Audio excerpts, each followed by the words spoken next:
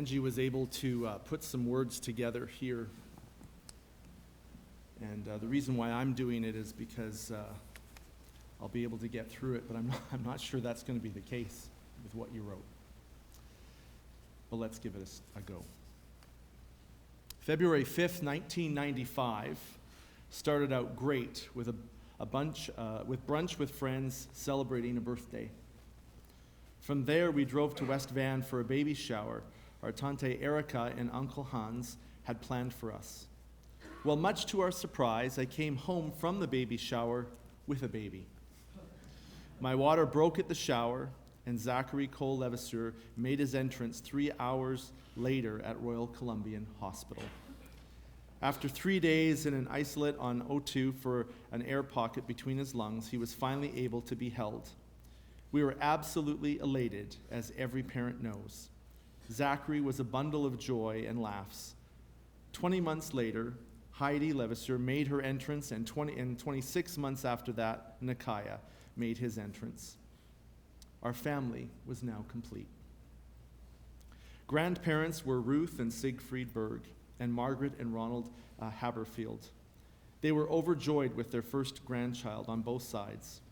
Uncles were Harry and Arnie Berg and Robert Haberfield.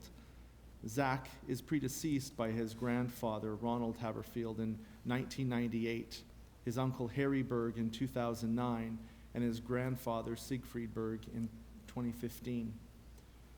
Loving cousins were Michael, Jessica, Kyle, and Cody Berg, with a special Aunt Robin. Zach was a jubilant, happy toddler. The world around him was so exciting that it made me see everything with new eyes. Watching him jump up and down in the pool during his swimming lessons with such a huge smile on his face, all I could think of was "You Light Up My Life," and that song will forever be my special song for Zach. Zach was a very sensitive child and very happy as a young child.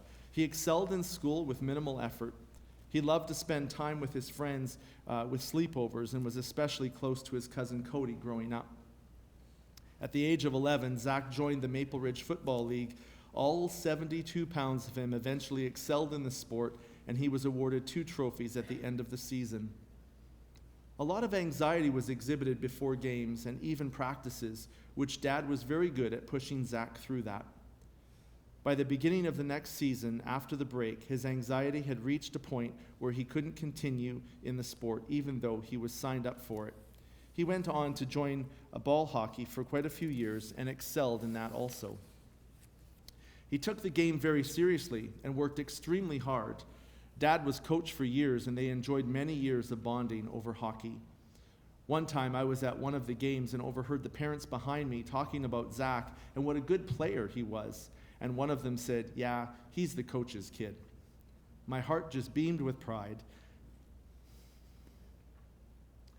and joy over hearing that.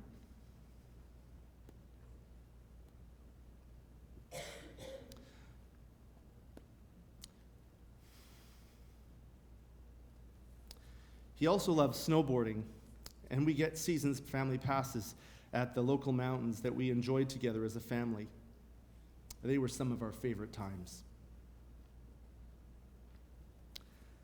As I said, Zach was a very sensitive kid. He still laughed about the time he was angry at being disciplined for something, and he dragged his mattress down the stairs, around the corner, and then down another set of stairs into the bathroom. He must have put some supplies in there, at least in the form of paper and pen, as he penned a letter to his best friend Sage when it started something like this: "I'm sad to tell you this, Sage, but you won't be seeing me for a long time. I've moved into the bathroom."